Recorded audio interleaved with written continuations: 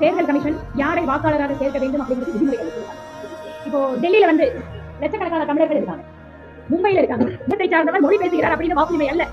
அத்தனை பேரும் இந்திய குடிமக்கள்.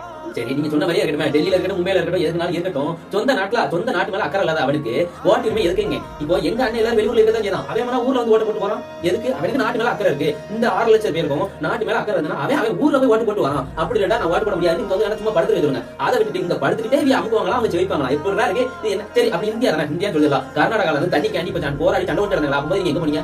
உறங்கிட்டீங்களோ? இந்த முதலமைச்சர் எங்க முதலமைச்சர் நல்ல கிட்ட தூர போல, அதனால விடு. அவருக்கு செருப்பு மாலை விளக்கமாத்த கொண்டு அடிச்சு போஸ்ட் ஓட்டினா அப்போ போது எங்க போனீங்க? கோமலா இருந்தீங்களா? அப்போ போது இந்தியாங்கிறது ஒன்னா வராதா?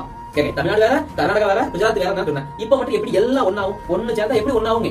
இங்க ஒரு தெருமே இந்த தெரு அந்த தெருமே ஒன்னாவும் இன்னைக்கு, இந்த ஊர் அந்த ஊர் ஒன்னாவும் இன்னைக்கு. அது எப்படி இல்ல இந்தியாவும் தமிழ்நாடு எப்படி ஒன்னாவும்? கர்நாடகால இருந்து இது சும்மா ஏதாவது கறி 6 லட்சம் பேர் கொடுத்தனா 6 லட்சம் பேர் அங்க